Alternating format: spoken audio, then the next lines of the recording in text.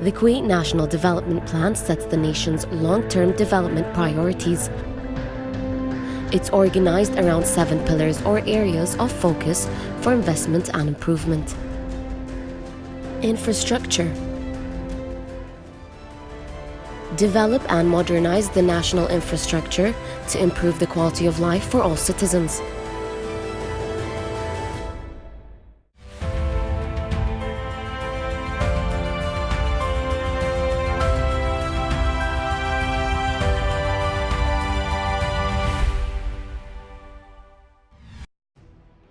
Kuwait National Petroleum Company is constructing a new world-class grassroots refinery in Kuwait to produce low-sulfur fuel oil to replace high-sulfur fuel oil used in local power plants. This large-scale refinery is designed to process 615,000 barrels per day of light Kuwait crude oil or 535,000 barrels per day of heavy mixed Kuwait crude oil. This refinery uses the latest technology to comply with stringent environmental regulations to protect the local environment, and at the same time produces the latest environmentally friendly ultra-low sulfur diesel fuels for worldwide markets, as well as jet fuel, kerosene, and naphtha feedstock for petrochemical plants.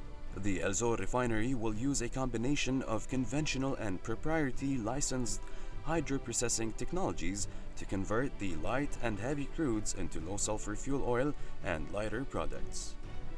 Al-Zour refinery will be built on a greenfield site located south of Kuwait City. The project works to contribute positively and effectively to the economy of the state of Kuwait by contributing to the development plan and activating the role of the private sector by creating jobs in the supporting work and the implementation and operation phases of the project. The contract was signed on October of 2015, and completion of the facility to Kuwait National Petroleum Company is planned for May 2019. Completion percentage of the project is currently at 57%.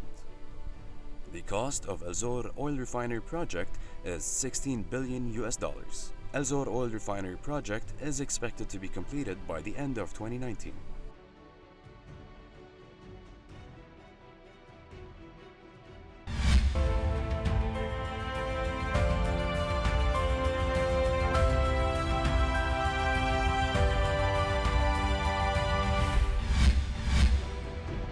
The Zour Refinery project is a grassroots refinery located in the Zour area, south of Kuwait City. It will be one of the largest oil refining plants worldwide. From Al-Qabas TV, Khalid Mahdi said Zour project is one of the most important strategic projects in the development agenda.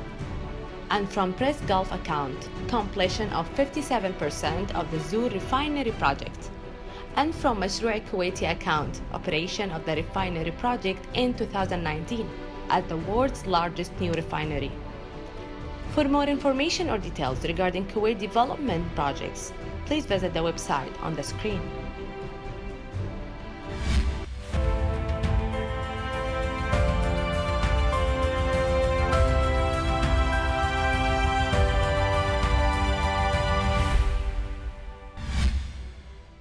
The Kuwaiti Third Cinema Festival was launched at the National Library of Kuwait. The festival was sponsored by the Minister of Information and Minister of State for Youth Affairs, Mr. Mohammed Al-Jabri.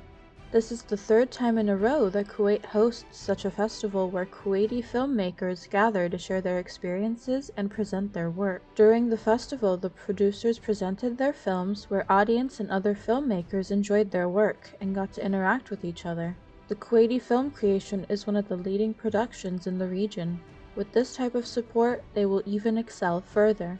This is the third year of the Kuwait Film Festival. It's a local festival, but it's very good for the filmmakers because it's give them a chance to learn from other filmmakers, discuss their films, discuss their ideas, and of course the filmmaker need all the support he can get, because to make a film, it's costly. To produce a film, it's costly.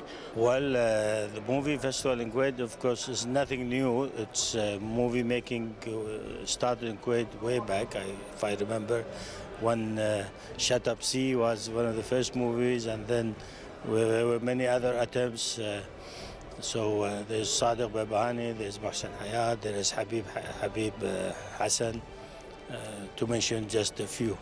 So and Kuwaitis are really in love with going to movies. So movie theaters are a big part of our social life also.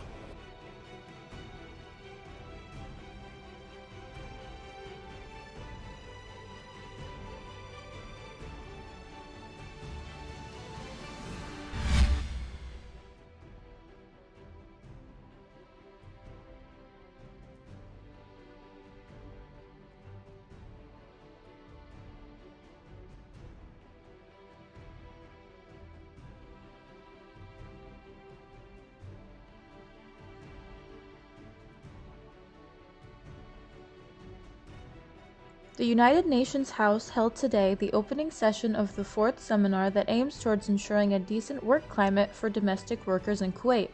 Today, actually, we are shedding light on the work and efforts and collaborative effort between the United Nations agencies, particularly ILO, International Labour Organizations, and the International Organization for Migration, on their efforts in collaboration with the Public Authority for Manpower, as well as the Kuwaiti Workers Union and other commerce organizations, chambers of commerce and private sector.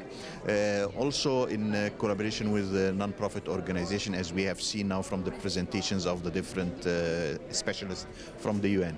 It's very important to say that the Kuwait has been progressing a lot in setting measures in terms of legal measures in the enacting of new laws for domestic workers, in complying with a number of standards for human rights standards that has been recommended by the Office of the High Commissioner for Human Rights. The awareness and the collaboration in the awareness raising among the law enforcement people in Ministry of Interior and the legislation district attorneys, all the efforts that the government is exercising in collaboration with the United Nations agencies and under the coordination leadership from the government side of the Secretariat of the Supreme Council of Planning and Development, is actually a real translation of the sincerity of the government of Kuwait in taking measures to improve the situation. Today's talk was the fourth in a series of UN talks at UN House, basically inviting the diplomatic community as well as government representatives, trade union officials, representatives of the Chamber of Commerce and Industry to talk about this very important topic of domestic work. So today's talk was really centered around Convention 189, the ILO's Convention on Domestic Work, and we, I guess, heard from some of the other panelists the challenges that are faced by domestic workers in the country and also the region and even globally. There are perhaps around 650,000 domestic workers in Kuwait, and while many of them have a very positive experience in Kuwait, there are also some reports of domestic workers working an excessive number of working hours, having their passports confiscated, issues of unsafe working conditions or inappropriate living environments, and also not having freedom to go out during the weekly day off. The UN House continuously cooperates with government institutions to ensure diversified developments.